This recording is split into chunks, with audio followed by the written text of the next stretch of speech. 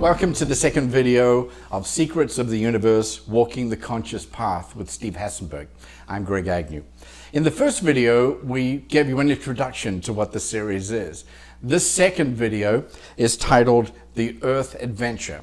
So Steve, the question for you, is your life, and has your life been, an adventure? Yes. Has yours, Greg? It has been. Yeah. Right? Sometimes I call it falling upwards. Just follow the path and see where it goes. I sometimes would say I've been down so long it looks like up to me. It's been everything I've wanted and nothing I wanted. Both. And I've called it The Earth Adventure because it's truly the greatest novel. I think we each create the greatest novel that's ever been written. I would never have chosen the family I came into, but in retrospect, I was taught a lot. I learned a lot. There was a lot of pain, there was joy, right? People don't feel like often they're in the right place. They say the stork brought them to the wrong door. But the truth about it all, from my perspective and the way I've worked with people over the years, is that there's a great orchestration going on. In the Tibetan philosophy, they think and they actually feel, they know that people choose their parents. Parents choose their children at a more subtle level of consciousness, and children choose their parents. And they're chosen for very profound reasons. So for me, my life has been a total adventure. So looking back and knowing that you may have chosen such a dysfunctional family, Right. How does that make you feel? Right. It made me feel awful. At the time? Yes. Mm-hmm. There was a lot of heartache, a lot of sorrow in my family. And when I look back at it now, the thing that I noticed the most is that as difficult as it was for me to feel like a victim, because I often did, later in my life I realized it taught me so much. It pulled stuff out of me that I didn't know I had. Resilience, patience, insight. It forced me to become a bigger person, really. In order to survive it, I had to be a kinder, more loving, more understanding human being. And as I said in the first segment of the series, it taught me how to be a psychotherapist. Did you have a rebellious phase? Definitely. I went through a rebellious phase, which I enjoyed immensely, Right. when I was at college at NYU. And I would do it again tomorrow. It was exciting. Good. So for me, the Earth Adventure, the idea for the series has to do with coming into a relationship with the life that you've been given and making it work for you. Making the pitfalls work for you, making the difficult, angry parent work for you. Facing your life without feeling like a victim. This is something I do a lot in my work with people. We, of course, initially feel like victims, but I talk to people about what I call the divine orchestration. Mm-hmm. The divine orchestration is like when you meet somebody, a girlfriend or a boyfriend who becomes a girlfriend or a boyfriend. When you first meet that individual, you often would feel, I've known that person before. Right.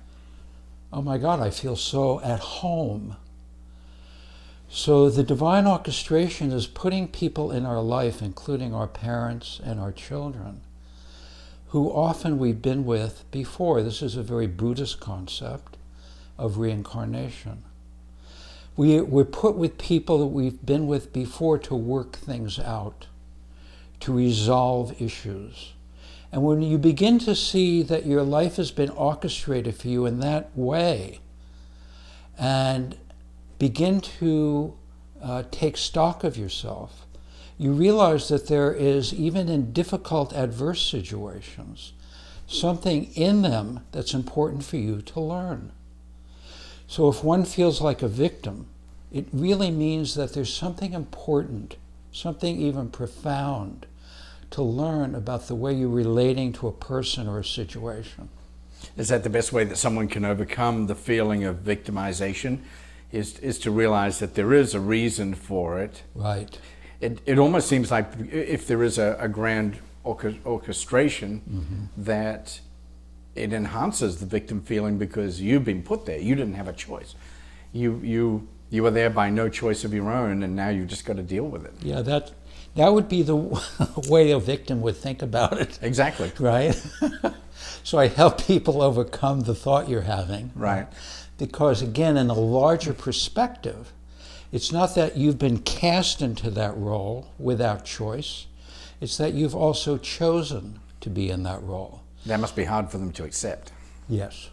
But I don't go there immediately, right? We kind of work toward that, right?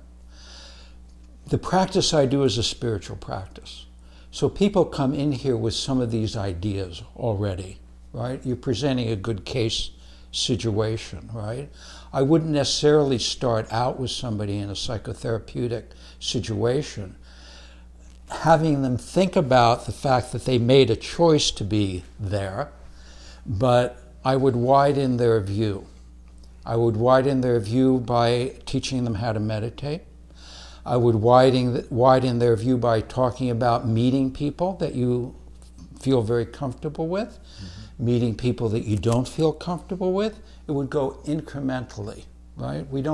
We actually went to the biggest piece, which is you're choosing in a lot of ways your destiny. So apart from when you were a child, and it would have been very reasonable to feel like you were a victim when you were placed in, as you said, the stork put you in at the wrong house. Yeah. Have you had other examples or situations in your life where you felt like a victim to the situation? I did. And it happened about 5 years ago. And I came down very gradually, because I didn't know what was happening, with something called Epstein-Barr virus. And I had Epstein-Barr, but I also had brain inflammation. Now, the brain inflammation created a situation where it was hard for me to talk. I'm a therapist, I can't talk. Wow. On top of that, I couldn't think clearly. And so it was difficult for me, which one of the hallmarks of a good therapist is intuition. Mine was absolutely gone. I didn't have it. It was hard to walk. I had to tell my legs, pick up right leg. How do you do that? I would say, how do you do that? Because we take everything for granted. Nothing was automatic anymore. Thinking wasn't automatic, walking wasn't automatic. And so this was a very grave situation because I was basically losing my job. I almost lost my marriage. We lost our dream house, which we worked toward for years. And so it could have been the most devastating, and it was devastating. It could have been the most devastating thing that ever happened to me. It lasted for 3 years. And because of the meditation I had done for so long, I was able to remain very mindful about what was going on each day and not allow my imagination and my fear, which it was there, to drive me down. I kept waiting for it to go away. It wouldn't go away. So years went on. I finally got better. But what I learned about myself, and it's so interesting that we're talking about it, is that I applied all the techniques and wisdom that I'd gained for years before. So I did feel like a victim sometimes, but I often didn't. And I tried to maximize the situation by being very compassionate with myself. And I truly believe that the compassion that I learned through that experience allowed me after that to have a series of spiritual experiences that are continuing to this day. So during that time, did you at any point feel that this is going to help me help other people? It did. Through their It's a beautiful question. I've always been so compassionate, and I told you it began when I was 8 years old, right? Right. But it did because I didn't know that I wasn't compassionate with myself enough. And I've been very healthy all my life. And so to go through something that debilitating, where you lose everything, gave me a tremendous compassion for other human beings. And so that love and compassion serves me in every moment. So how do we know if we're compassionate towards ourselves or if we're not being compassionate towards ourselves? See, that's an easy answer. You can think about the kind of thoughts that you have, and thoughts create biochemistry. Thoughts create, and that biochemistry creates moods. So you can take a look at your thought process. This is the point of Buddhist mindfulness. And see how many of those thoughts that you have, and I have clients do this all the time, how many of those thoughts are for you and how many are against you. And what you're going to find is that for most people, they say in research that we have about 100,000 thoughts a day. Wow. 80% of them are recycled and 70% of them can be negative.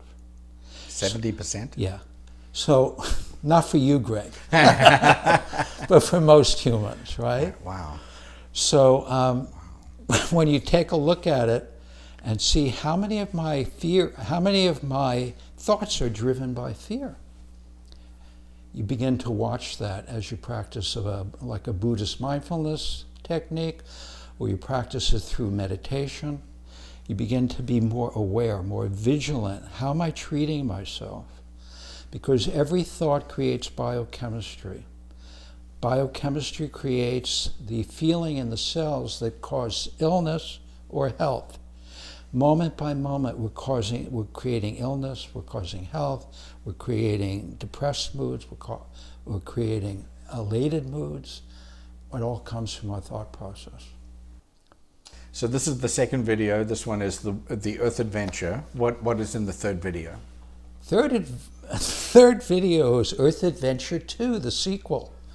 There's so much to be talked about in this there really is. Subject. Yeah. There really is, because we don't even understand why we're here. Right. And people are seeking so often to feel like they're at home. And how often do I hear the same words in my practice? I don't feel like I'm at home.